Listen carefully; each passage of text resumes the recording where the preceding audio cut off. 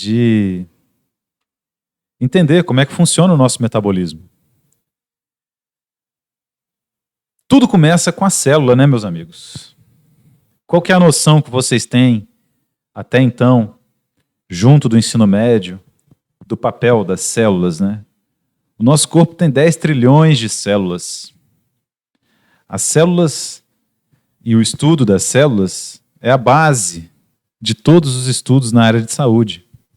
Porque todas as interações farmacológicas, por exemplo, acontecem a nível celular, né? Nós temos o sistema imunológico, por exemplo, que nos protege de vírus, de bactérias, como no caso aí do Covid. E a gente só consegue entender o sistema imune quando a gente entende célula a célula que participa do sistema imune. Macrófagos, neutrófilos, basófilos, eosinófilos, linfócitos T, linfócitos B, células natural killers. E a bioquímica é a parte inicial para que você consiga entender tudo isso que vem pela frente. Então aqui a gente precisa já estabelecer algumas questões fundamentais para que você dê valor ao conhecimento bioquímico. Sempre que você vê, por exemplo, na página de um livro de farmacologia ou um livro de fisiologia, você vê lá uma célula que tem sua membrana plasmática, seu núcleo, tem receptores de membrana, que são proteínas presentes na membrana, interagindo, por exemplo, com... Pois não? Pode falar. Ah, muito bom. Eu vou explicar para vocês como é que eu faço para gravar nossa aula. Diferentemente do pessoal que usa o Google Meet, eu prefiro usar o OBS Studio. Vocês já conhecem essa ferramenta? É essa é a interface do OBS Studio. Então eu já coloquei para gravar aqui, e aqui eu consigo inclusive filtrar os sons de vocês. Eu vou abrir o microfone de vocês para também ficar presente depois na gravação. Eu acho assim mais fácil, por quê? Porque assim que termina a aula, eu já consigo subir a nossa aula para o YouTube e compartilhar o link com vocês num canal que eu criei e que esse vídeo fica não listado. Então ele só aparece para quem tem o link. E assim fica mais fácil, por exemplo, se você quiser ouvir essa aula no ônibus, indo para casa ou indo para o trabalho, é só clicar no link e aí você seleciona inclusive a capacidade dele lá de 480 pixels, 360, até 144, né? A resolução do vídeo. E aí consegue ficar só com o áudio, por exemplo. Então, eu acho assim mais fácil até para vocês poderem ter acesso a isso depois, compartilhar entre vocês. Tá? Então, eu prefiro usar dessa forma. Porque se você for ouvir essa aula depois no Google Meet, a resolução fica ruim, o som fica ruim, fica pesado de carregar. E desse jeito que eu estou fazendo, você consegue acessar isso até do seu celular. Beleza? Vamos lá então. Células, meus amigos. A gente sabe que no núcleo das células tem DNA. E nisso eu já estou aproveitando para fazer uma boa revisão com vocês, tá? Do conteúdo que vocês adquiriram no ensino médio e nas disciplinas que já fizeram. O DNA é uma sequência de nucleotídeo. Nós veremos especificamente de que é formado o DNA e qual a sua atuação. Mas só adiantando aqui e relembrando aquilo que você já viu alguma vez. O DNA tem 1,80 m, acreditem se quiser. Então, dentro de cada um dos seus 10 trilhões de células que possuem núcleo, se a gente pegar o DNA e esticar, 1,80 m. O DNA, meus amigos, é uma forma de armazenar informação. No DNA estão as sequências gênicas capazes de sintetizar todas as proteínas do nosso corpo. Vocês também já ouviram falar, com certeza, do Projeto Genoma. Ficou famoso um tempão atrás, né? O Projeto Genoma mapeou todos esses genes. Então, hoje em dia é possível, de acordo com as pesquisas que são feitas no DNA, descobrir as estruturas das proteínas pela sequência de DNA que as sintetiza. A gente sabe que é uma sequência de DNA, primeiro é transformada em RNA, aqui dentro do núcleo mesmo. Esse RNA deixa a célula, o núcleo celular, quer dizer, se encontra com o ribossomo, que já é uma proteína presente no citoplasma, e esse RNA é traduzido nesse ribossomo em proteínas. Certo? E as proteínas, aqui dentro da célula, podem ir para a membrana celular. Essas proteínas podem ser excretadas da célula e terem ações a nível de corpo humano inteiro. Por exemplo, as enzimas responsáveis por aumentar a nossa pressão arterial são inibidas por fármacos como o captopril, mas todas são sintetizadas dessa forma. Tem um código genético, chamado de DNA, que se torna RNA, sai do núcleo, é traduzido em proteínas, e essas proteínas depois desempenham funções no nosso corpo. As proteínas também serão alvo das nossas aulas, tá?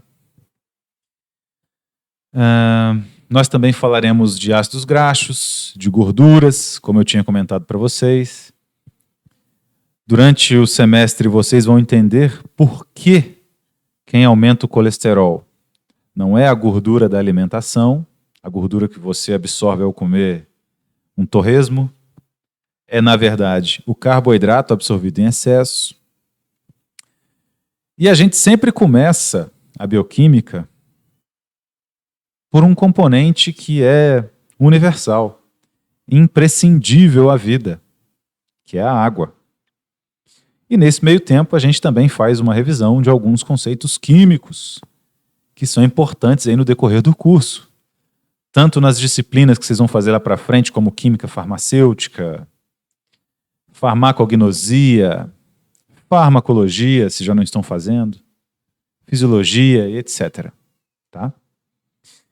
Então sempre todo início de bioquímica começa pela água. Depois eu vou compartilhar com vocês um livro que é a Bíblia da Bioquímica. Se chama Leninger. Vocês não precisam comprar, já tem em PDF, tá?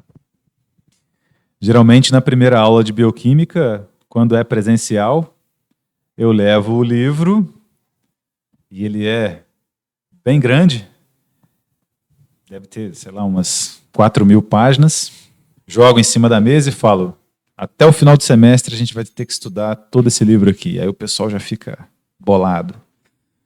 Mas não é o caso, né? A gente sabe que, infelizmente, a disciplina é curta. Deixa eu tentar escrever aqui para vocês. Leninger. Eu acho que é desse jeito. Mas se você jogar no Google, com certeza ele vai achar.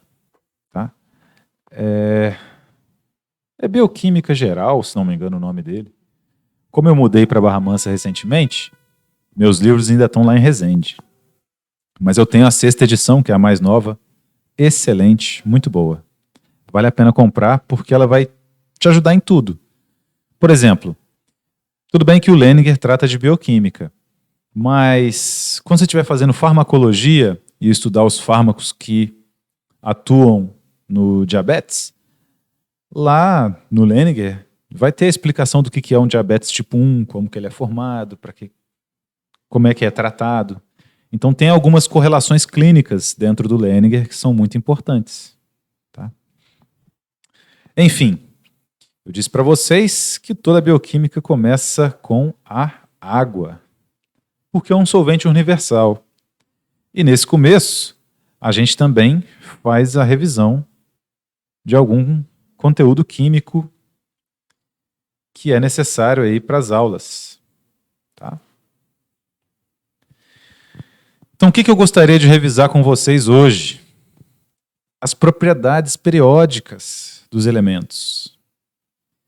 Certamente vocês se lembram da famosa Tabela periódica. A tabela periódica ajuda bastante, tanto na bioquímica, quanto principalmente nas químicas aplicadas que vocês foram fazer daqui para frente. Por exemplo, a química orgânica. Como que eu entendo uma reação química na química orgânica? Vamos para o exemplo aqui da cozinha da nossa casa? Eu usei sal para temperar o meu feijão com costela. O que é o sal? O sal é NaCl, né? NaCl. Sódio, cloreto. Daqui a pouco vocês vão estar acostumados com todos os nomes das siglas da tabela periódica novamente, porque vão usar bastante isso em química orgânica. E por que é que o sódio liga justamente com o cloreto? Cloreto de sódio. A gente vai ver que na tabela periódica o sódio está na família 1A e o cloreto na 7A. 7 mais 1 dá 8. E tem uma família na tabela periódica também, que vocês vão se lembrar agora, que são os gases nobres. Ui. Eu sou canhoto, estou escrevendo com a mão direita, então me perdoem. Os gases nobres são da família 8A. Tá? Então, resumindo, tudo que você precisa saber de química para ingressar na bioquímica é isso.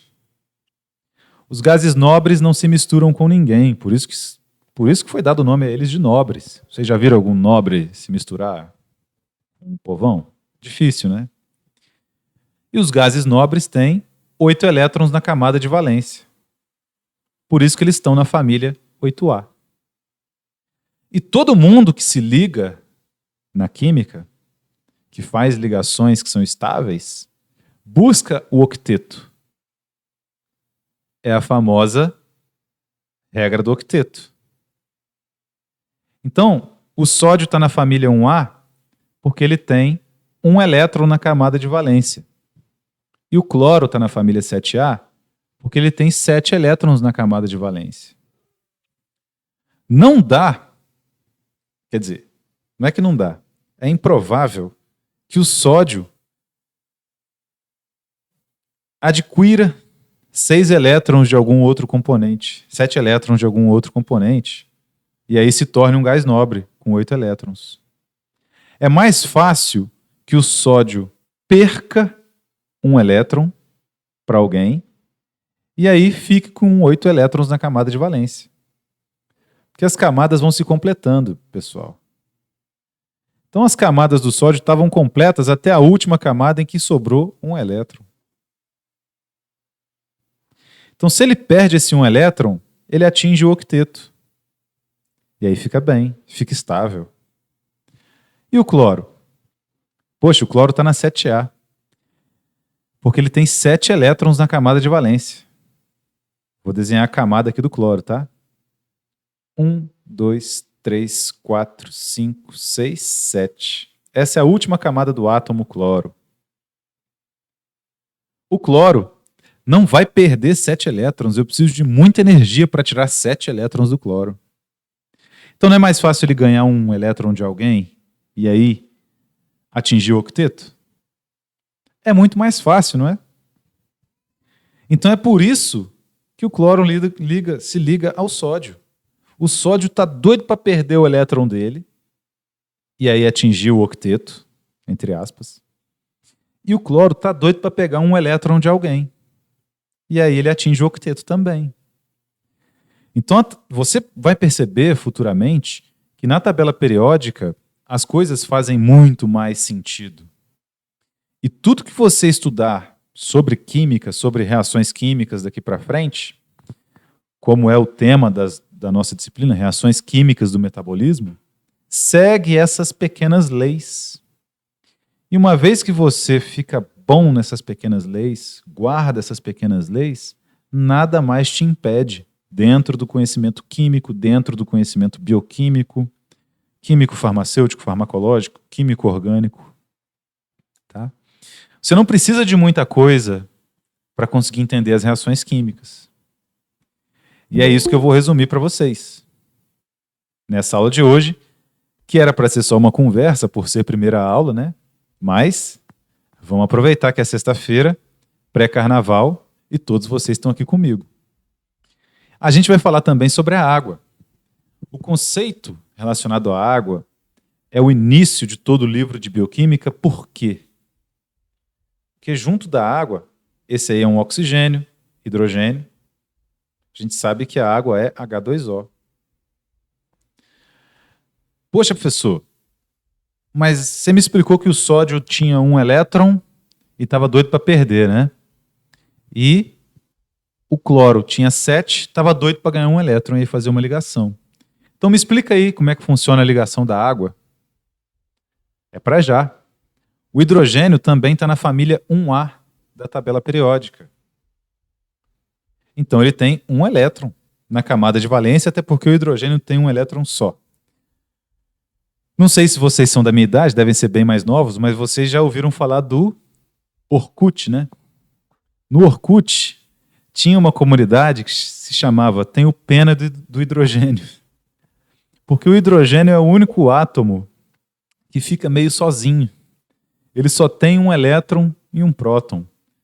Então ele é colocado na família 1A, mas ele não é um metal alcalino, porque o nome da família 1A, na tabela periódica, é metais alcalinos. E o hidrogênio, como vocês bem sabem, é um gás, não é um metal. Então ele fica lá sozinho, isolado, coitado. Mas beleza. Por ele ter um elétron e ser doido para perder esse elétron, ele é da família 1A. 1 mais 1, 2. O oxigênio está ligado a 2 hidrogênios. Então, se a gente pensar bem, 8 menos 2, 6. O oxigênio, então, é da família 6A, professor? Exatamente. O oxigênio é da família 6A. Ele tem 6 elétrons na sua camada de valência. Vou desenhar os elétrons do hidrogênio e do oxigênio que participam dessa ligação, tá? Então, o hidrogênio tem um elétron e o oxigênio 6 elétrons. Veja como eu vou desenhar os elétrons do oxigênio. 1, 2, 3, 4, 5, 6. São os 6 elétrons da camada de valência do oxigênio, por isso que ele está na família 6A. E aí ele pegando 2 elétrons de outros elementos, ele atinge o octeto e fica tranquilo. Forma ligações estáveis. Tá? Mas, professor, é estranho. Por que a água não é linear? Por que sempre quando o pessoal desenha a água, ela está nessa formação angular? Você já brincou com ímãs na sua infância e já viu ímãs funcionando.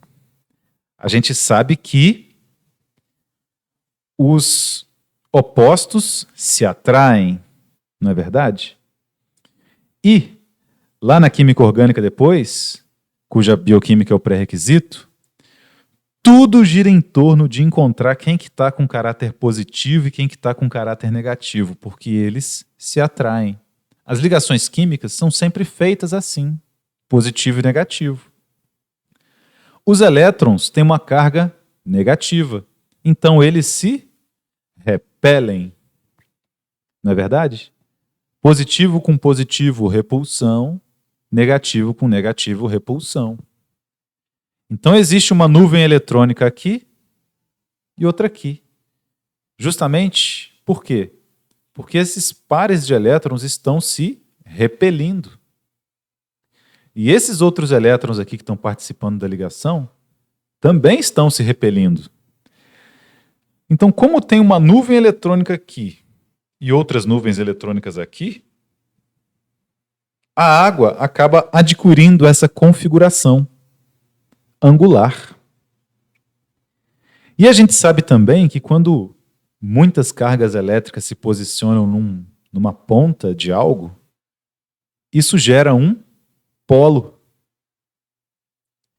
Então a água é uma substância polar. Ela não tem essa configuração linear, porque se eu desenhar dessa forma a água, eu não estou levando em consideração os elétrons aqui disponíveis. Tá? Então, no mundo real, a água tem essa configuração. E como tem uma nuvem eletrônica localizada num dos polos da molécula, no caso é essa nuvem eletrônica aqui, existe a formação de um polo. Por quê? Aqui está mais negativo e aqui está mais positivo. Lembra que eu disse para vocês que o hidrogênio é formado por um próton e um elétron? O próton não é positivo? O próton do hidrogênio está aqui, ó. Então, se o próton está aqui, aqui está mais positivo. E os elétrons do oxigênio acumulados ali está mais negativo. Isso é um polo. Ok?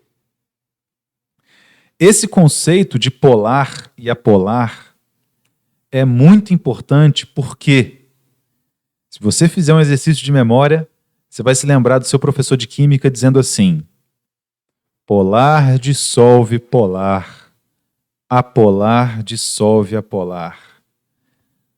E com o berílio e com o boro, professor? Eles fazem parte da tabela lá. A gente vai olhar a tabela daqui a pouco, tá? Vem comigo aqui por enquanto. Polar dissolve polar, apolar dissolve apolar. Ali na cozinha agora, e na sua cozinha também tem isso, tem o azeite e tem água. Se você misturar água e azeite num recipiente e chacoalhar, vai ocorrer mistura. Ali, enquanto as moléculas estão em agitação, está misturado. Mas depois que você deixar em repouso, vai ficar uma mistura que a gente chama de bifásica. Uma fase diferente da outra. Por quê? Água e óleo não se misturam. A água é polar e o óleo é apolar. Não é verdade? Então, quando você estiver lá na farmacologia, por exemplo, professor, por que tem fármacos que são absorvidos no intestino? A maioria dos fármacos é absorvida no intestino. A maioria dos fármacos é apolar. Vou desenhar aqui um óleo para vocês, tá? A estrutura em bastão de uma gordura, por exemplo. Essa estrutura apolar parece muito com quem? Com a membrana plasmática da célula.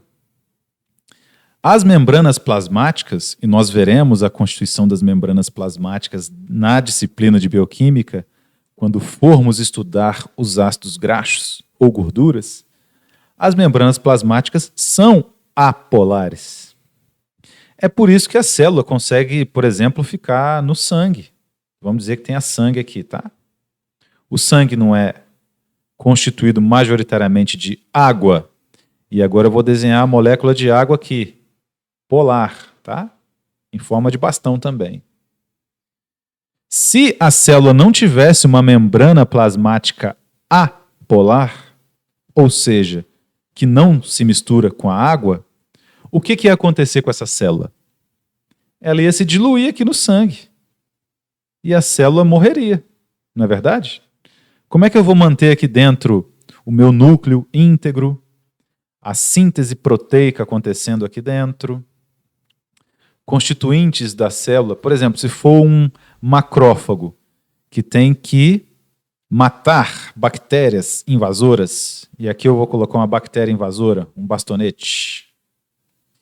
O macrófago vem cá, captura essa bactéria e digere essa bactéria dentro de um lisossomo aqui.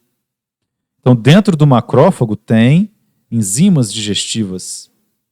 Se não houvesse essa membrana plasmática apolar, o conteúdo interno da célula se diluiria no sangue. Já pensou essas enzimas digestivas dos macrófagos no seu sangue, causando danos para todas as suas células?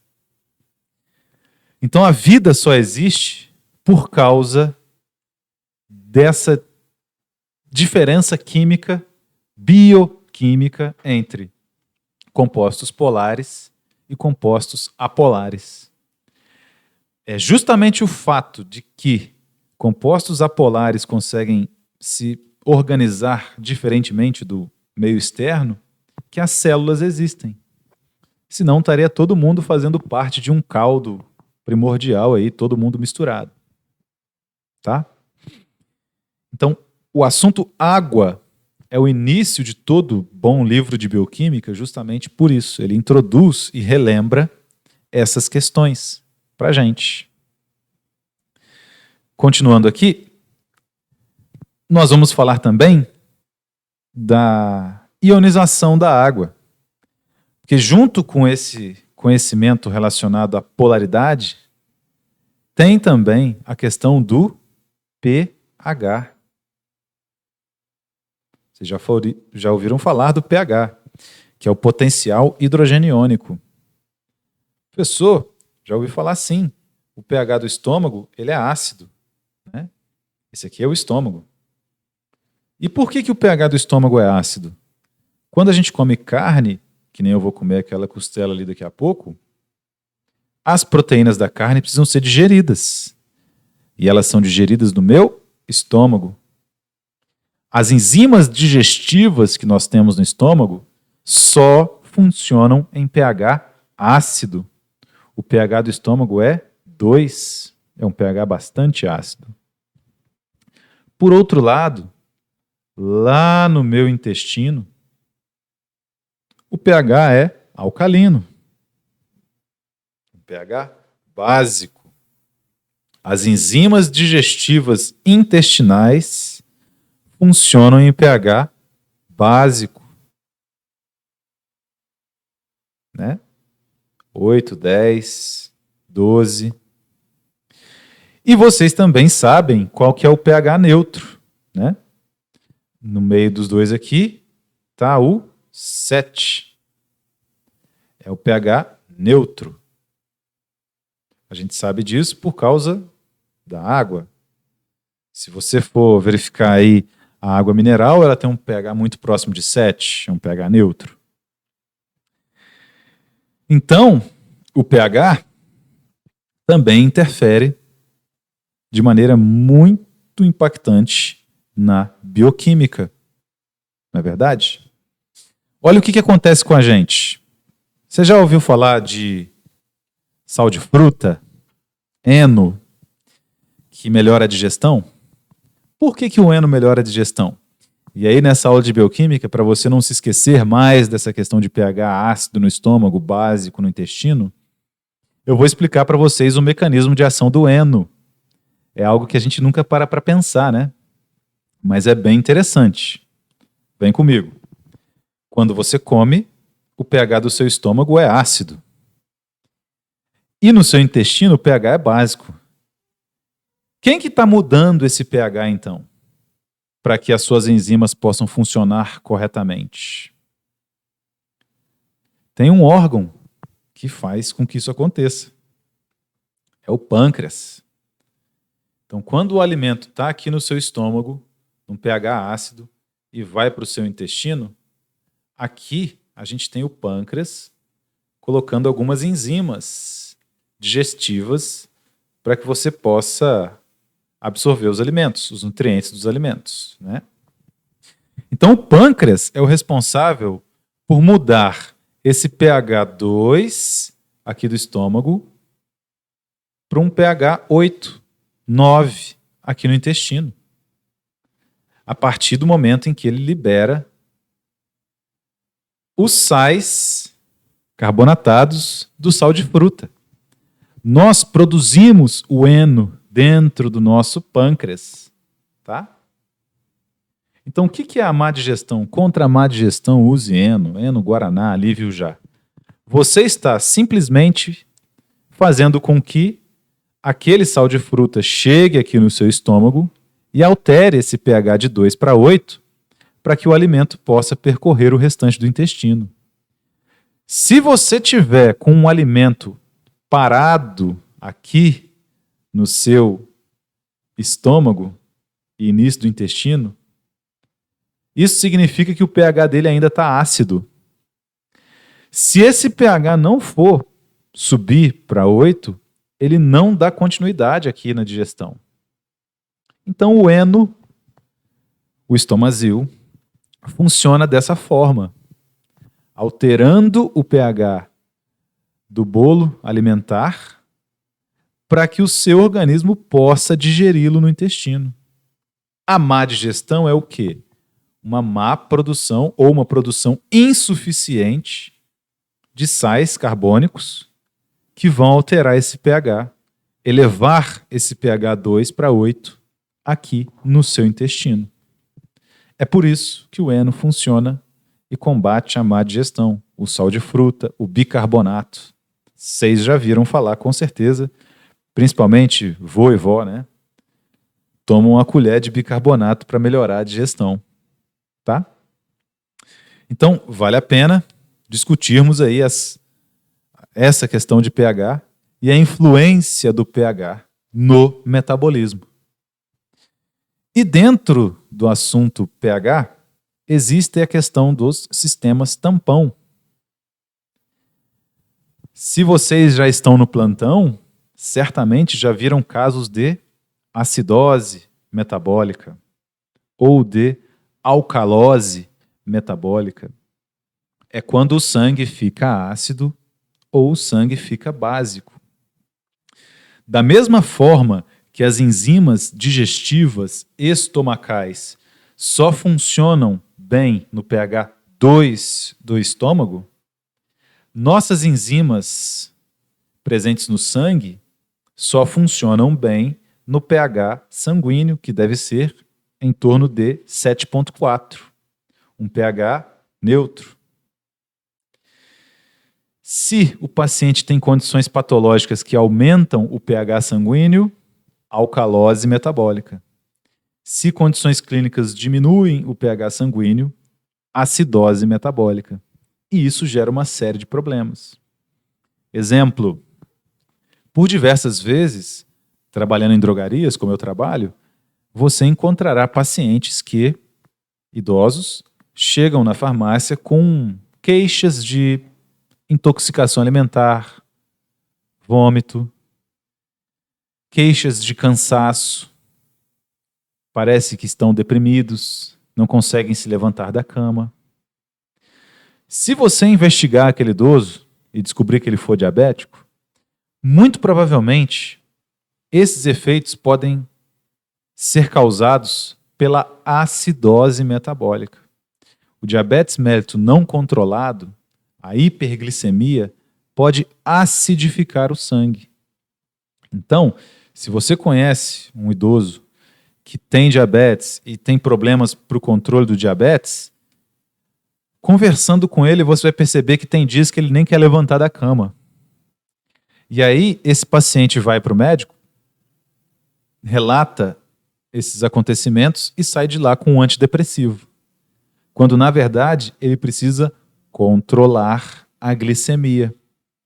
Controlando a glicemia, combatendo a acidose metabólica, esses efeitos somem. Outro sinal da acidose metabólica em pacientes diabéticos não controlados, náusea e vômito. Então, o paciente idoso chega na drogaria reclamando de náusea e vômito, vai buscar por um soro para reidratação oral, vai buscar por um Floratil, que vai repor a microbiota intestinal. E aí você pergunta para o idoso, mas a senhora comeu em algum restaurante? Se alimentou de algo diferente que pode ter causado essa infecção alimentar ou essa intoxicação alimentar? Não. Uai, então tem alguma coisa aí. Porque o que é a intoxicação alimentar? Quando bactérias no alimento produzem toxinas e ao comer você ingere as toxinas. Essas toxinas irritam o seu intestino e você tem náusea, vômito, diarreia. A infecção é quando as bactérias do alimento colonizam o seu intestino e dali do seu intestino passam a produzir esses componentes que irritam o intestino e promovem aí diarreia, náusea e vômito.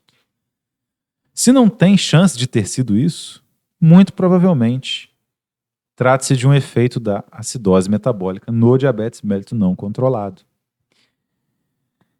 E isso é ajudar o paciente da melhor forma possível. E para ter esse raciocínio clínico que eu havia comentado com vocês, nós precisamos dominar esses conhecimentos bioquímicos e aplicá-los ao longo do curso inteiro, até a gente formar e depois de formado no ambiente profissional também.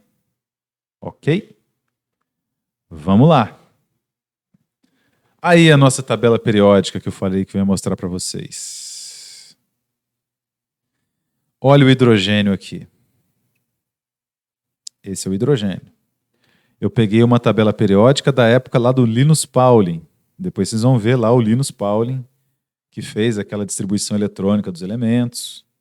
Com certeza vocês se lembram dele. Na verdade, essa tabela periódica eu acho que é da época do Lavoisier, que fez a tabela periódica, não é? Se não me engano. Família 1A. Metais alcalinos. Só que o hidrogênio não é metal, mas está aqui.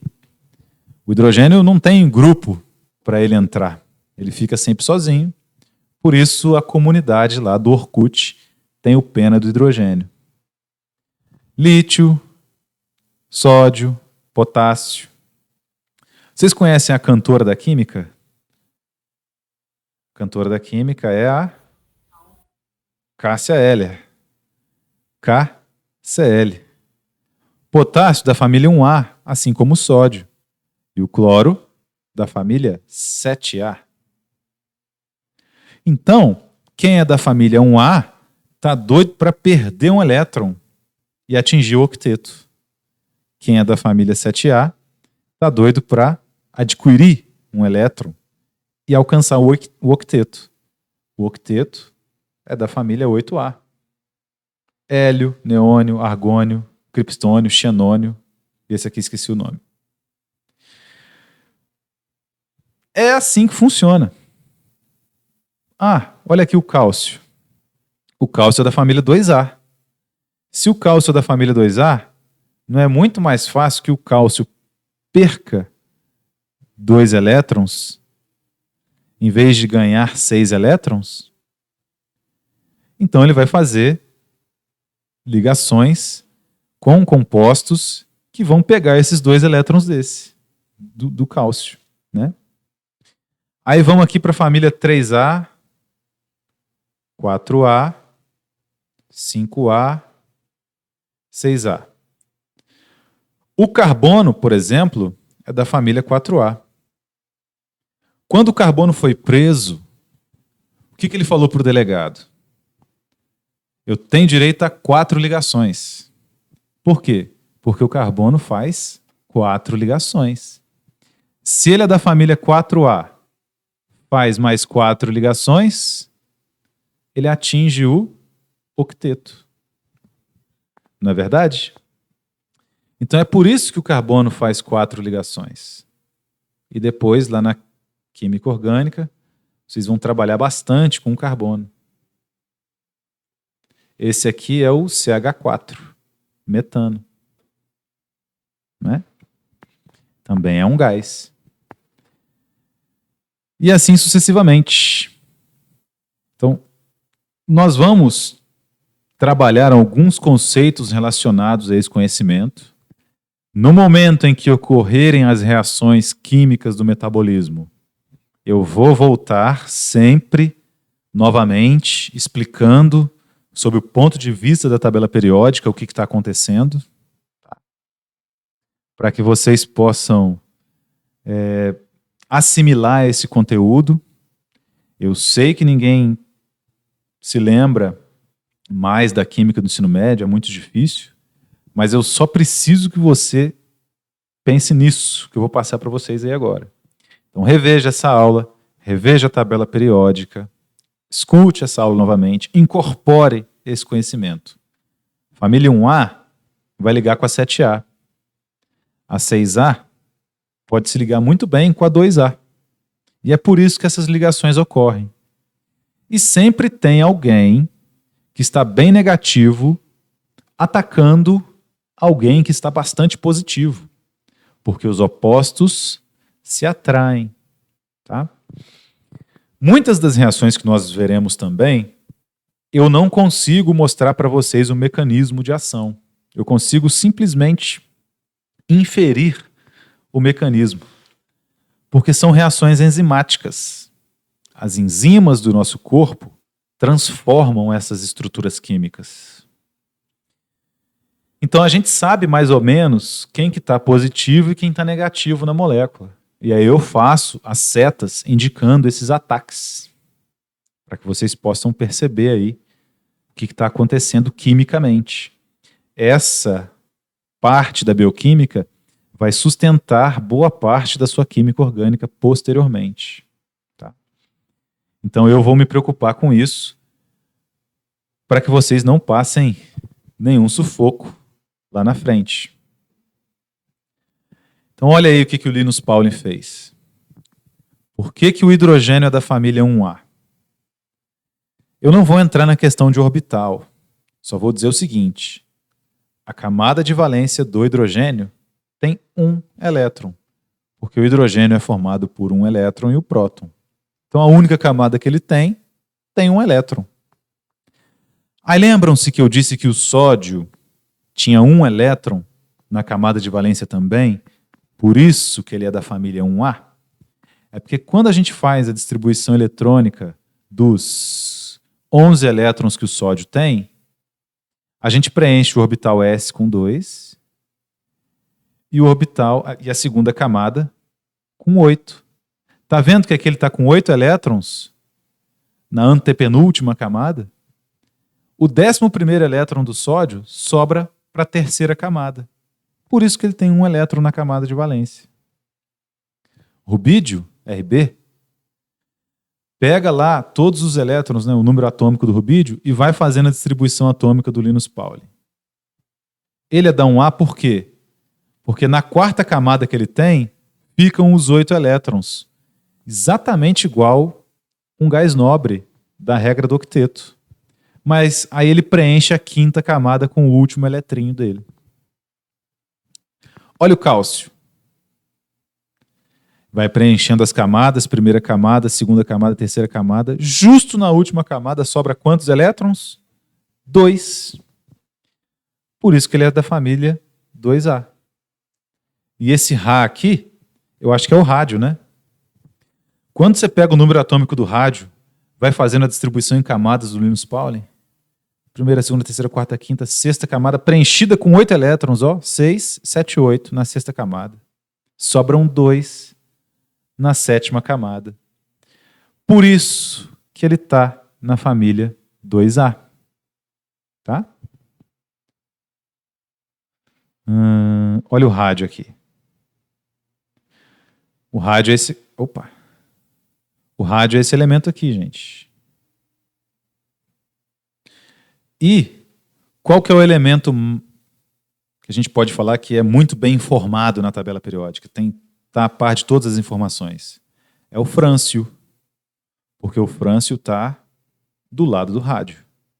Então ele fica sabendo de tudo. Beleza? O frâncio também é da família 1A. Então o frâncio, o número atômico dele é 87. Quando você pega os 87 elétrons do frâncio e faz a distribuição atômica do Linus Pauling, que eu mostrei para vocês, ele fica com um elétron na camada de valência. Por isso que ele é da família 1A. Na camada de valência, que é a camada mais externa, os elementos da família 2A possuem 2 elétrons. Já está aqui escrito para vocês, para a gente poder fixar esse conteúdo. Por ser formado apenas por um próton e um elétron, quando o hidrogênio perde esse elétron, ele é chamado também de próton. Então, o hidrogênio ele é bem particular porque ele é formado apenas de um próton e um elétron. Na água, por exemplo, que eu mostrei para vocês. Na água,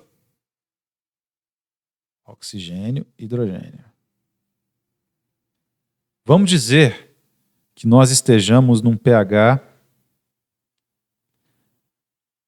alcalino. pH alcalino, depois a gente vê que que tem bastante OH-. Né? Essa grande quantidade de OH- indica que a água foi desprotonada. Posso dizer isso, que ela está com a carga negativa. Então aqui, vou fazer os elétrons de hidrogênio se ligando com o oxigênio. Onde que estão os prótons do oxigênio? Estão aqui no núcleo do átomo de oxigênio. Prótons e nêutrons, né? Igual dentro desse átomo aqui que eu coloquei para vocês. Onde que está o próton do hidrogênio? Está aqui no núcleo do hidrogênio. Se eu perco esse próton, o oxigênio fica com elétrons a mais.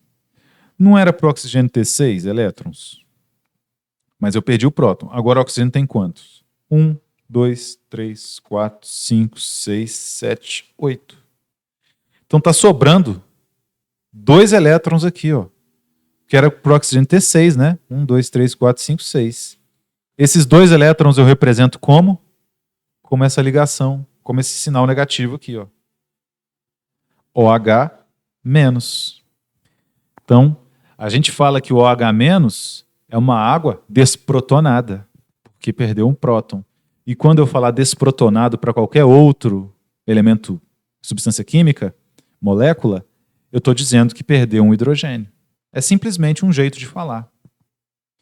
Vou aproveitar essa questão de jeito de falar para voltar lá na questão da polaridade. Tá? A gente viu aqui, comentando a questão da polaridade, que a água é polar. Né? O oxigênio ligado a 2 hidrogênios. Eu tenho os prótons do hidrogênio aqui. Isso confere uma carga formal positiva desse lado. E eu tenho os pares de elétrons livres do oxigênio do lado de cá, conferindo uma carga formal negativa. Então existe um polo sendo formado aqui. Tá. Beleza. Qual que é outra forma de falar polar? Hidrofílico. Filosofia. Vamos dizer assim, uma amizade pela sabedoria. É isso que quer dizer o sufixo fílico. Então, quem é hidrofílico é amigo da água, ou seja, é polar. Tá? E o apolar, a gordura, que eu comentei para vocês, que não tem polo sendo formado, porque na gordura as cargas se anulam. Essa gordura que eu estou fazendo para vocês aqui é nada mais nada menos do que formada de carbono e hidrogênio. O carbono faz 4 ligações. Quando ele é preso, o que ele pede para o delegado? Tem direito a 4 ligações. Como que o carbono atingiu o octeto? O carbono não é da família 4A? Olha os 4 elétrons do carbono aqui. E o hidrogênio da família 1A? Olha os os elétrons do hidrogênio aqui. Ah, professor, cadê o próton do carbono? Está aqui, no centro do átomo. E o próton do hidrogênio? Porque o hidrogênio tem um só. Está aqui, no meio do átomo de hidrogênio. O mesmo polo que existiria para cá, existe para cá. E o mesmo polo que existe para cá, existe para cá. Então todos eles se anulam, certo?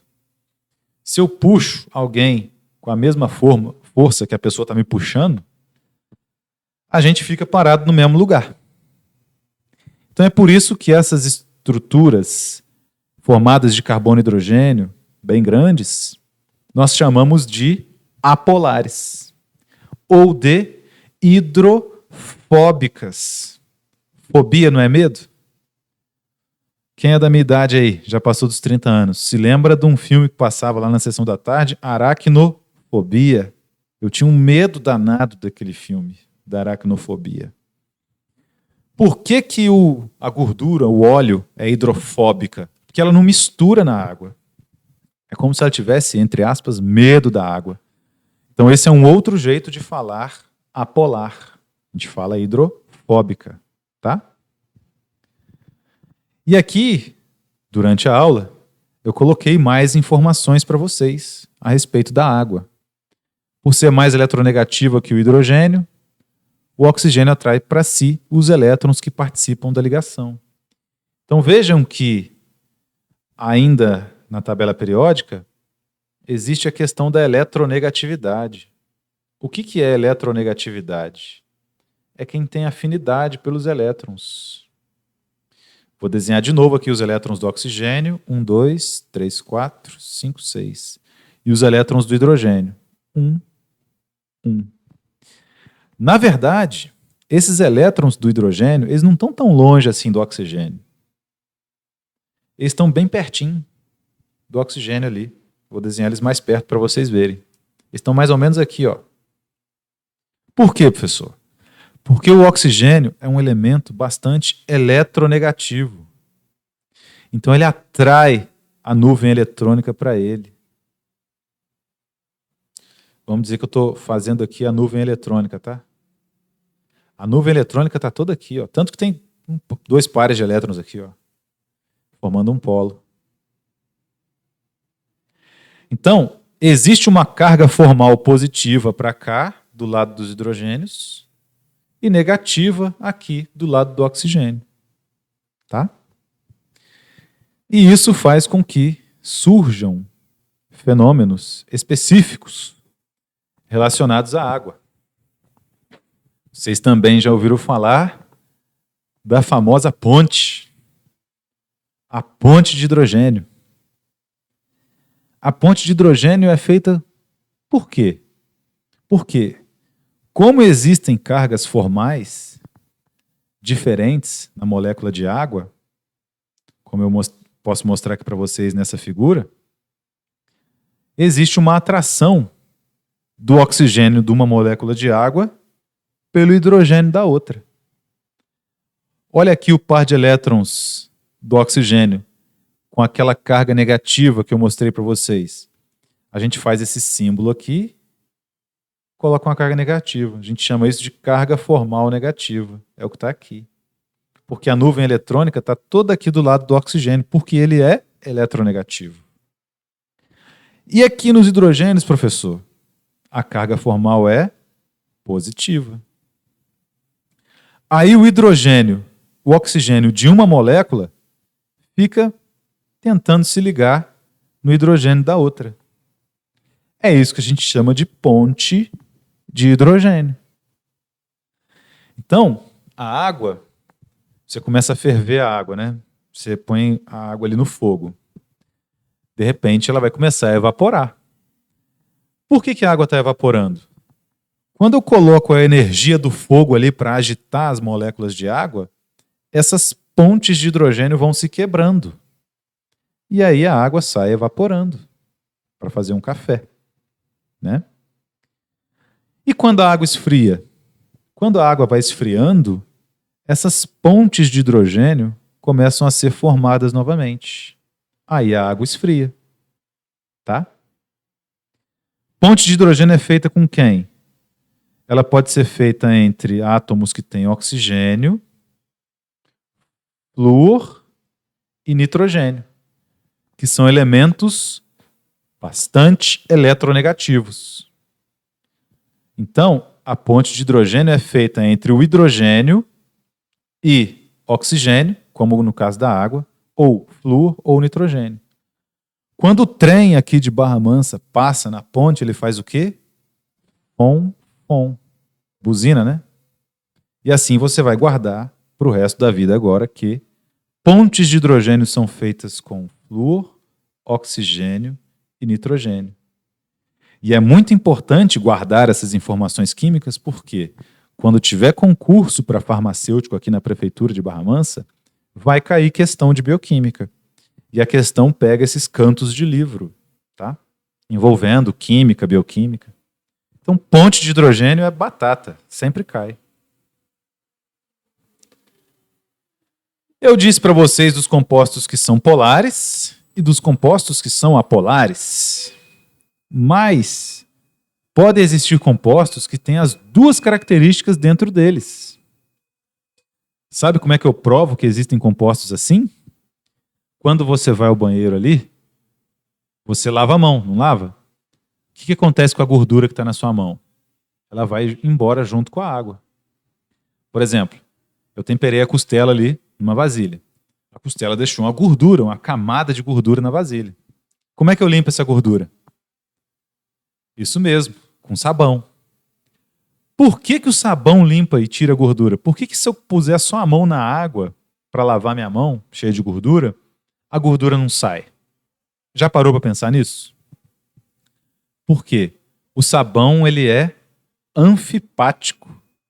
Ele tem uma cauda muito semelhante à gordura e tem uma porção polar que se liga à água. Então, quando sua mão está cheia de gordura do torresmo que você preparou, você usa o sabão na parte apolar hidrofóbica liga na gordura do torresmo e a parte polar hidrofílica liga na água. Você lava a mão, o sabão leva a gordura toda embora, porque aqui eles estão conectados. Certo? Diversos compostos também têm essa característica anfipática. Se a gente for olhar uma membrana plasmática de uma célula, opa, que célula feia. Membrana plasmática que eu mostrei para vocês, ela não pode ser composta simplesmente por compostos apolares. Esses compostos têm que ser anfipáticos, serem apolares com uma porção polar. Por quê? Na constituição da membrana, a parte polar fica para fora, interagindo com a água, que está aqui no sangue, por exemplo, e a parte apolar para dentro. E aqui no interior da célula, que tem bastante água no interior da célula, tem que ter, senão a célula não sobrevive, tem a parte polar também em contato com essa água internamente. São assim formadas as membranas. Só assim que as membranas conseguem ser úteis para as células, tá? Dentro da nossa membrana aqui também tem compostos que são apolares, só que menos apolares. Se você só tivesse esses compostos apolares, bem apolares aqui na membrana da célula, a célula seria estática. Ela não conseguiria, por exemplo, fundir uma membrana aqui, se movimentar. Vocês já viram um macrófago se movimentando no interior dos capilares? Ele vai rolando. Então a membrana tem que ter uma certa fluidez. Então existem compostos que são menos apolares na membrana. Um deles, e o principal deles, é o colesterol, que a gente pode ver aqui na figura. O colesterol ele é apolar.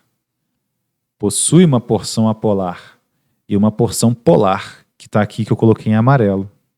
Só que isso aqui é menos apolar do que um fosfolipídio de membrana, que também está lá na membrana plasmática. Tá? Porção polar, que tem um fosfato, e a porção apolar aqui para vocês, quimicamente falando. Tá? Olha quantas ligações o fosfato está fazendo aqui, que interessante. 1, 2, 3, 4, 5. E o fosfato é de qual família da tabela periódica? Da 7A. Não. 7A não. 1, 2, 3, 4, 5. Ué, professor, o fosfato é da família 5A. Como é que ele está fazendo 1, 2, 3, 4, 5 ligações? Vamos dar uma olhada aqui. 1, 2, 3, 4, 5. Ele está se ligando com o oxigênio aqui. Olha os dois elétrons do oxigênio. E está se ligando com o oxigênio de cá, o oxigênio aqui de cima e o outro aqui do lado.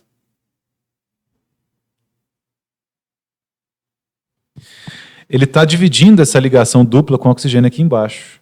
Por terem um par de elétrons sendo compartilhado com o oxigênio, essa ligação é dupla. Essa é simples, essa é simples, essa é simples. 1, 2, 3, 4, 5, 6, 7, 8. Porque esses dois outros elétrons aqui estão mais próximos do oxigênio. Mas o fosfato ainda atingiu o octeto. Tá? E o oxigênio? Tem 2 pares de elétrons livres, né? 1, 2, 3, 4, 5, 6, 7, 8.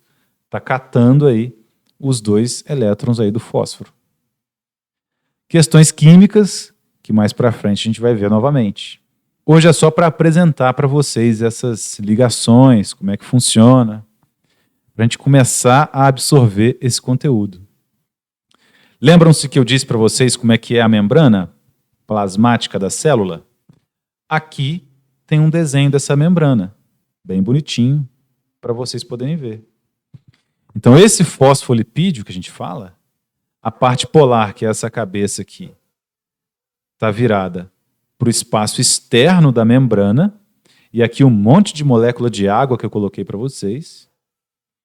E a parte interna também está virada a porção polar para interagir com a água que tem no interior da célula.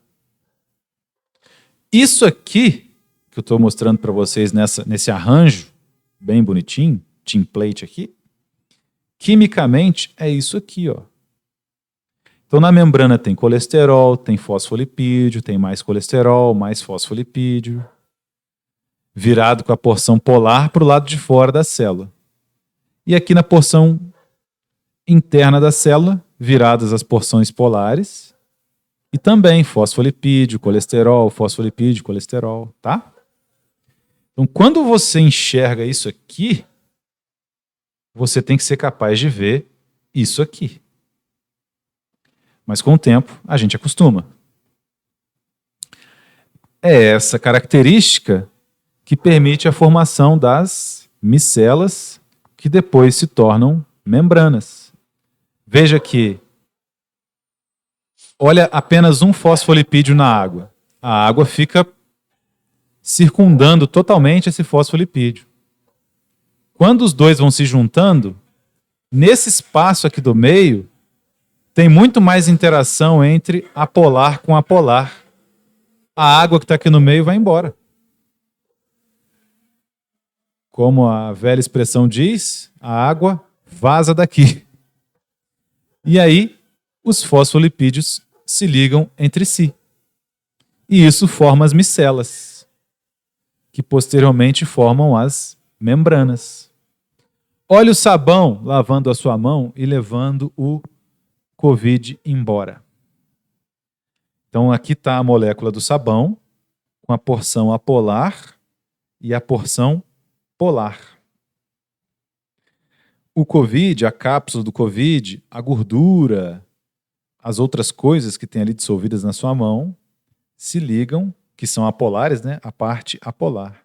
E a água sai levando tudo embora para o ralo abaixo. Então nós chamamos as moléculas do sabão de anfipáticas ou anfifílicas. Anfi é ambos, né? Anfíbio. Por que o sapo é um anfíbio? Porque ele vive tanto na água quanto no solo. A gente chama ele de anfíbio. Então ele tem as 2 características, de água e de terra. O sabão é anfifílico porque ele é amigo dos 2. Ele é amigo do polar e amigo do apolar. Então a gente chama o sabão de anfifílico. Tá? A água pura é levemente ionizada. Então, mesmo na água com pH 7, vai ter um pouquinho de água que vai virar OH- e liberar o próton, desprotonar, como eu havia comentado para vocês.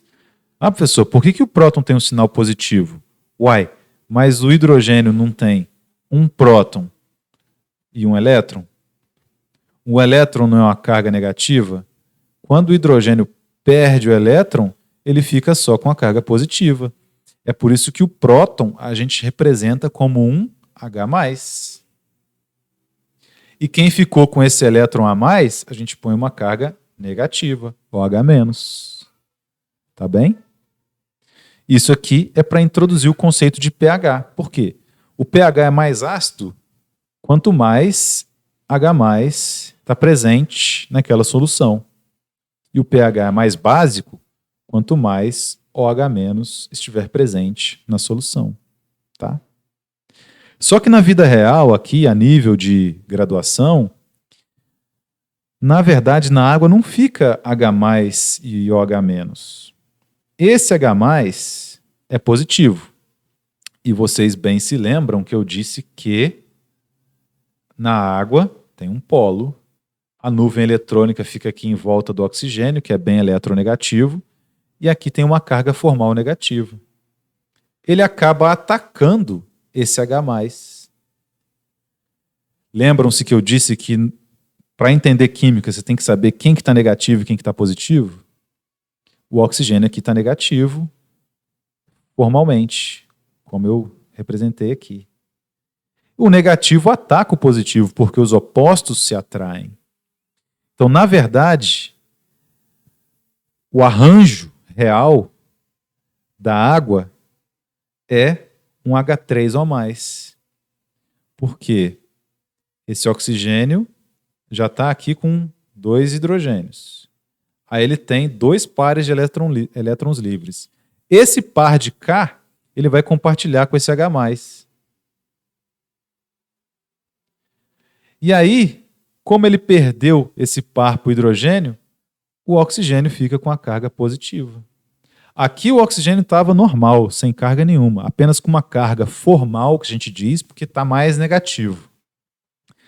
Mas quando ele perde esse par de elétrons, ele adquire sim uma carga positiva. Quem perde elétrons fica positivo. Então é isso aqui que acontece, que eu coloquei aqui no cantinho. Quando é o par de elétrons atacando, a gente escreve uma seta cheia. E aí esse par de elétrons ataca esse hidrogênio, que tem uma carga formal positiva, porque ele é formado de um próton, e o oxigênio eletronegativo está catando esses elétrons para ele. Ao atacar, essa molécula de água perde o seu par de elétrons para esse hidrogênio, formando essa ligação aqui, e aí fica positivo. E aquela água que capturou apenas o par de elétrons e liberou o próton, vai ficar com a carga negativa. Então é por isso que existe essa diferença de pH numa solução ácida e numa solução básica. O composto que está diluído ali vai liberar, por exemplo, OH-. O meu vaso, desde que eu mudei, não está funcionando muito bem, está meio entupido. O que eu vou fazer? Vou comprar soda cáustica amanhã no mercado. Soda cáustica é o quê? NaOH. Quando eu diluir isso aqui na água, vai liberar bastante OH-. O OH- é básico. Esse pH vai ficar bastante básico, bastante alcalino. E aí ele dilui tudo que estiver entupindo ali. Papel, cabelo, coisas do tipo de quem morou aqui antes. Tá?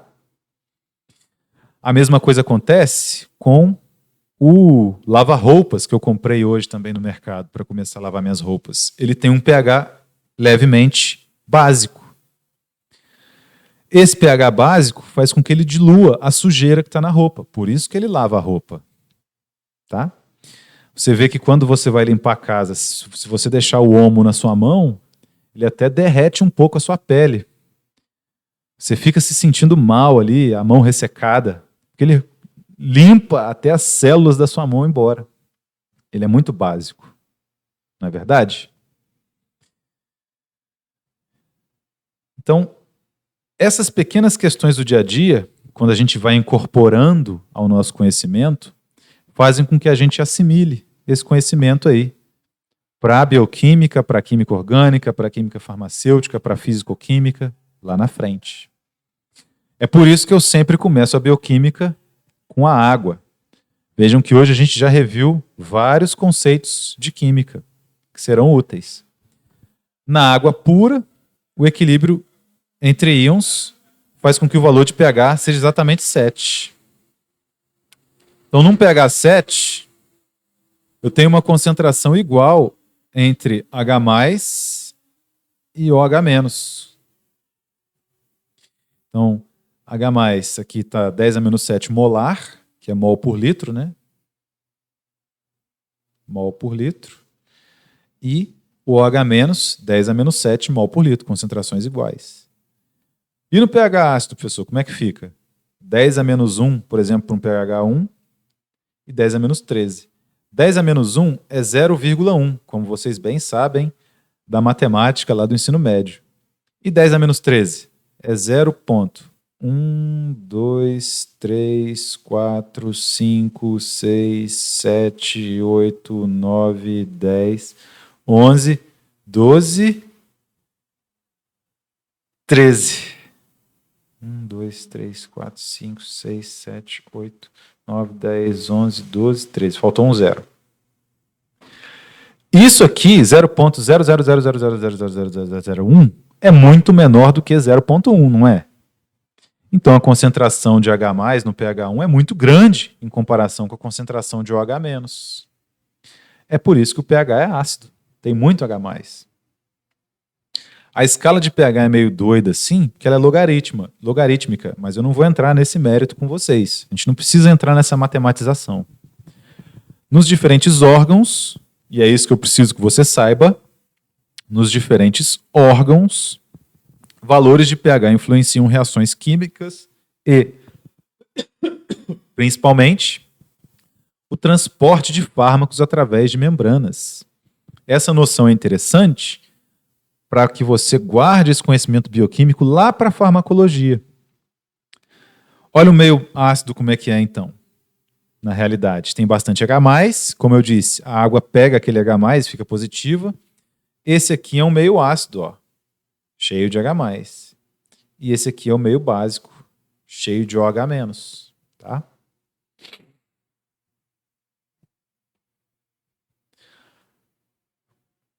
O suco gástrico é bastante ácido, né? A acidez crescendo aqui de baixo para cima, tá? O refrigerante de cola. Por que a Pepsi chama Pepsi? Vocês já pararam para pensar nisso? O que é Pepsi? A enzima que digere as proteínas, a carne que a gente come no estômago, chama pepsina. Então a Pepsi, na verdade, era um elixir bem ácido que era usado para ajudar na digestão. E aí depois virou o refrigerante Pepsi. Mas lá no começo era pepsina. Era baseado esse nome Pepsi na pepsina, que agora você nunca mais vai esquecer desse exemplo. Tá? Por quê? Porque quanto mais ácido o estômago, melhor a digestão da carne.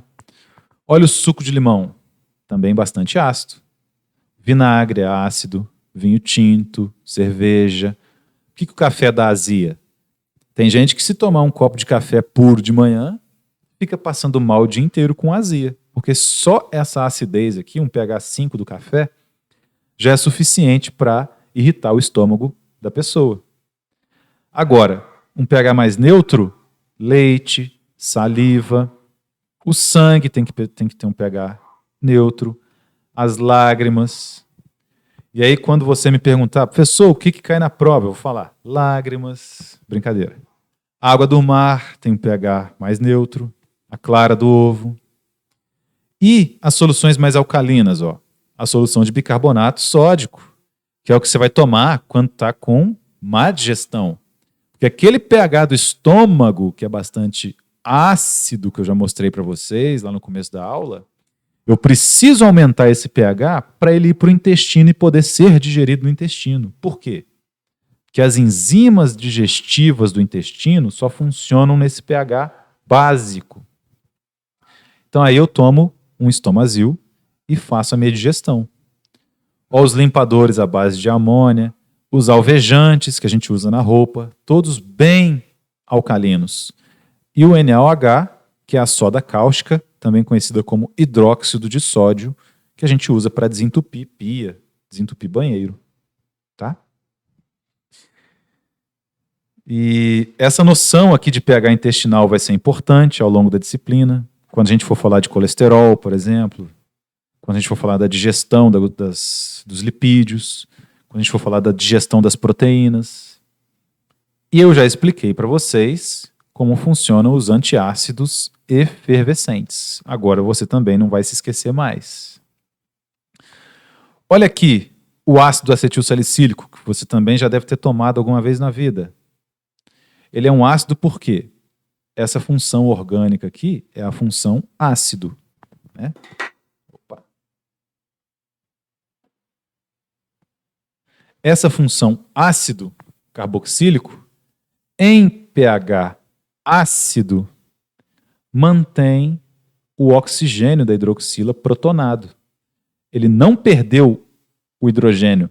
Ele não foi desprotonado. Ele ainda está protonado. Olha aqui a carga formal negativa do oxigênio e a carga formal positiva do hidrogênio. Só que num pH ácido, lembra como é que eu falei que ficava a água? A água não capturava aquele H+ livre e virava esse íon hidrônio aqui que a gente fala? Ele não tem uma carga positiva? Positivo e positivo é atração ou repulsão? Repulsão, né, meus amigos? Então, num pH ácido, eu não consigo remover esse próton do oxigênio. Então, no estômago, o meu AS está protonado. Protonado, da forma com que ele está aqui, ele não adquiriu carga elétrica. Para atravessar a membrana da célula, que eu mostrei para vocês já a constituição da membrana da célula, tem bastante conteúdo apolar aqui, não pode ter carga na substância química. Porque carga é o quê? É polo. Então, substâncias químicas que têm carga positiva ou negativa, por exemplo, elas não atravessam membranas. Então, o ácido acetilsalicílico, se ele quiser passar pela membrana, ele tem que estar protonado, sem carga. Então, é por isso que o ácido acetilsalicílico é absorvido no estômago. Porque no estômago, devido ao pH ácido, ele está protonado, então ele vem e passa, ele não está carregado. Ficou difícil de entender? Espera aí que eu vou te mostrar a outra situação. Olha no intestino. Como é que fica o ácido acetilsalicílico? Como no intestino o pH é básico, tem bastante OH-. Aqui nesse OH- não tem uma carga negativa? Ele vai atacar quem? O hidrogênio, que está com aquela carga formal positiva, certo? Por quê? Negativo com positivo, atração. Então, o ácido acetilsalicílico será desprotonado no intestino. Não tem para onde ele correr. Desprotonado, e aqui eu pus o mecanismo de ação da coisa para você entender bem. Olha a carga negativa que representa um par de elétrons a mais que esse oxigênio tem. Vamos dizer que seja esse parzinho de elétrons aqui. Atacando esse próton, que vai deixar o par de elétrons dele para o oxigênio. Então, quem vai ficar negativo é o oxigênio do ácido acetilsalicílico. E esse OH- vai virar o quê? H2O. Só que agora, meus caros, quem é que está carregado negativamente? O AS. Então, o AS tem polo. Agora ele tem um polo aqui, formado por essa carga negativa. Essa parte apolar do AS, que está aqui, não é suficiente para fazer com que ele atravesse membranas. Porque essa carga negativa que ele adquiriu formou um polo muito forte.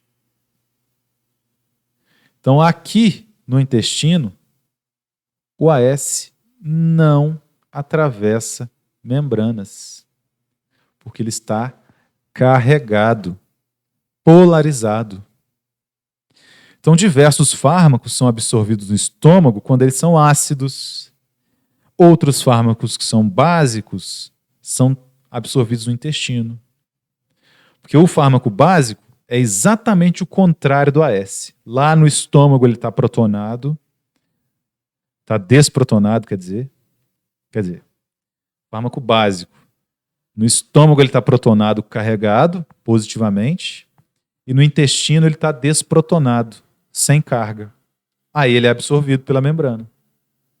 Tá? Pode-se dizer que a perda do próton pelo ácido salicílico também ocorre em outros ácidos de forma semelhante. Ácidos fracos que doam seus prótons para o meio são também conhecidos como tampões. O que é uma substância tampão? Olha o carbonato aqui. Ácido carbônico.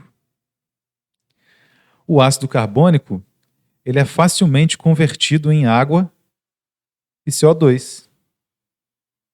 Tá? Então, vejam aqui as ligações do carbono, as 4 ligações que ele faz, com as hidroxilas, com a carbonila, e um meio básico, com muito OH-. O OH- captura esse hidrogênio do ácido carbônico. Ao capturar esse hidrogênio, o OH- se torna água. Né? Ao capturar o hidrogênio do ácido carbônico, o OH- se torna água. E o ácido carbônico? Olha o bicarbonato de sódio. O bicarbonato de sódio também, diferentemente do ácido carbônico, ele é uma base fraca. Então ele captura os prótons do meio, quando o meio está ácido. É por isso que o bicarbonato é usado para que você faça a correta digestão dos alimentos. Que aquele alimento que está lá parado na porta do intestino para entrar, que ainda está ácido, você tem que aumentar o pH dele com uma base fraca, no caso, o bicarbonato. E aí ele... Lembra como é que eu disse como é que era no pH ácido, né? O H+, mas aí o hidrônio vai pegar o H+.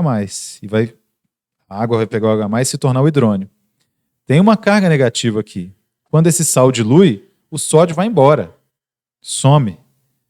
E essa carga negativa vem e ataca esse hidrogênio que está ligado aqui ao íon hidrônio, que tem uma carga formal positiva. Essa ligação aqui volta para a molécula de água e a molécula de água volta ao normal, como a gente pode ver aqui. E o carbonato segue como ácido carbônico, neutralizando aquele pH. Esse é o mesmo mecanismo pelo qual o nosso sangue é tamponado. O pH sanguíneo deve permanecer em torno de 7,35 e 7,45. E são justamente esses dois componentes os responsáveis por tamponar o nosso sangue. E aí, todos aqueles problemas relacionados à acidose metabólica do diabetes, pacientes de UTI, vocês que estão no estágio, né, nos plantões, verificam que é necessário aferir lá o pH sanguíneo dos pacientes, porque situações de acidose ou de alcalose metabólica são incompatíveis com a vida se persistirem por muito tempo. E aí esses tampões têm que ser administrados via intravenosa, não é verdade? Para restabelecer o pH sanguíneo. Seja pela acidez provocada pelo ácido lático acumulado nos músculos ou pela alcalinidade provocada pela digestão de aminoácidos, o tampão bicarbonato nos protege de alterações graves de pH plasmático. Você... Pois não? Pode falar. Por isso o uso da bicarbonato de sódio, caso o sangue esteja ácido, acidose? Exatamente. É uma forma emergencial de tratar esse paciente que está com acidose metabólica, senão ele não resiste. Todas as enzimas, os órgãos, passam a funcionar de forma incorreta caso essa situação de acidose metabólica persista. Então, quando se verifica essa acidose ou alcalose, os tampões são adicionados. Então, eu uso uma base fraca quando eu tenho acidose, como eu mostrei ele para vocês, e um ácido fraco quando eu tenho alcalose. Como a maioria dos eventos é acidose metabólica, o bicarbonato é o mais utilizado, né? Porque é uma base fraca. Ele vai capturar o hidrogênio que está conferindo aquele pH ácido, o próton, né? O H+, que está conferindo o pH ácido ao sangue daquele paciente. É assim que funciona bioquimicamente. Já vi uma menina de 22 anos morrer por acidose. Chegou tarde demais no hospital. Aí, viu? É incompatível com a vida, de fato. Como o omeprazol age no estômago? Pergunta muito interessante, Fernanda. O omeprazol, ele não age no estômago. A maioria dos pacientes, né? Eu quero o Meprazol. Já pede logo o Meprazol. E aí o paciente fala assim, não, esse medicamento aí cria uma camada protetora no estômago. E aí essa camada protetora impede que o ácido machuque, né? Mas isso aqui não acontece. O omeprazol, ele inclusive não pode ser tomado metade, não pode ser partido, porque se o omeprazol cair aqui no estômago, assim como diversos outros fármacos, o ácido do estômago derrete o omeprazol completamente. Então o omeprazol ou é cápsula, ou é um comprimido revestido para ele ser absorvido lá no intestino. Beleza. O omeprazol é absorvido, vai para o sangue e chega aqui nas células que produzem o HCl. O HCl, então, tem uma diminuição da sua produção por efeito do omeprazol.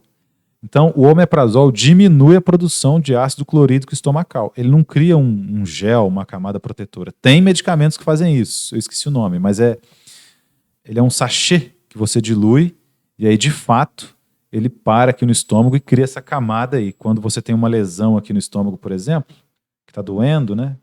Hemorragia, aí ele para aqui no estômago e sela isso aqui. Eu esqueci o nome dele.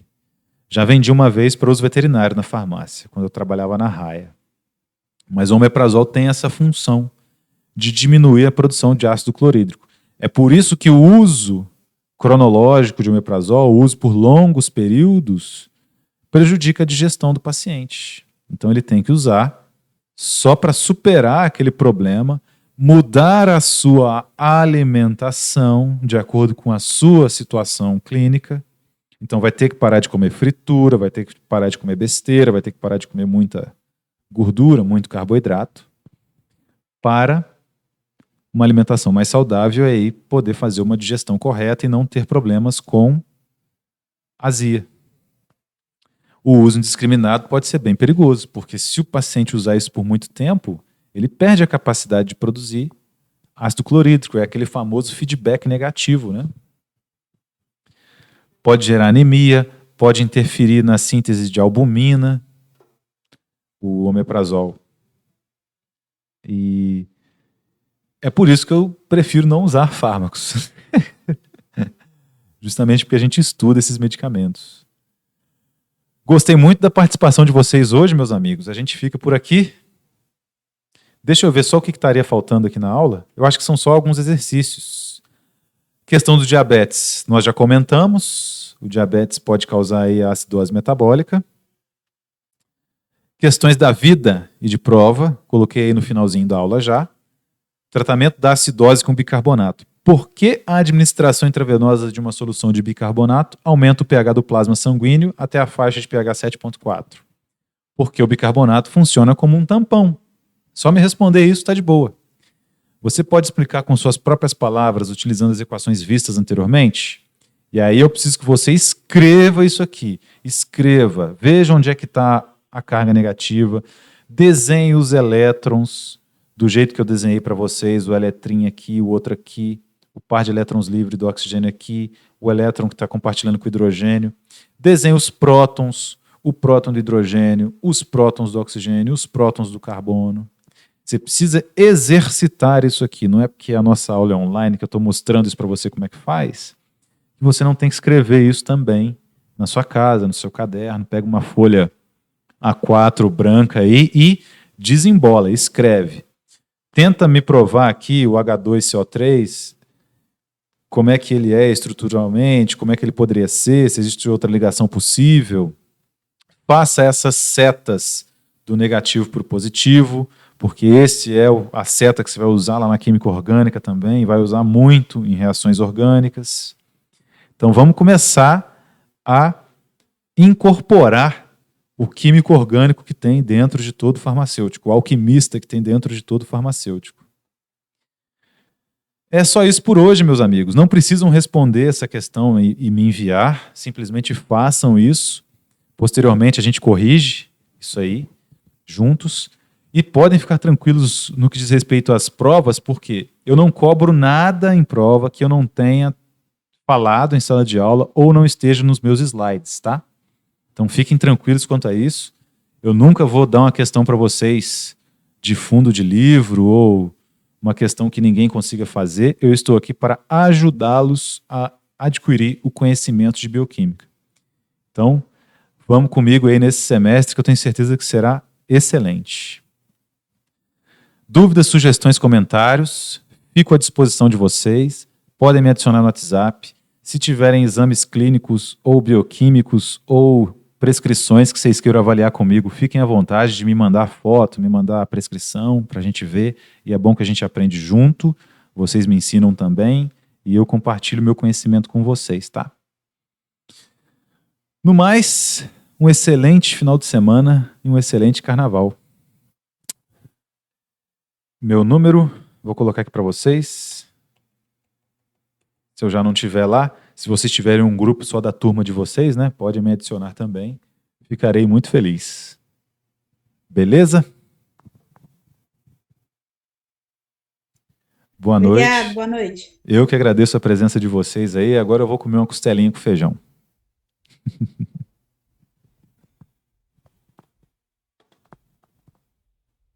Boa noite para todos.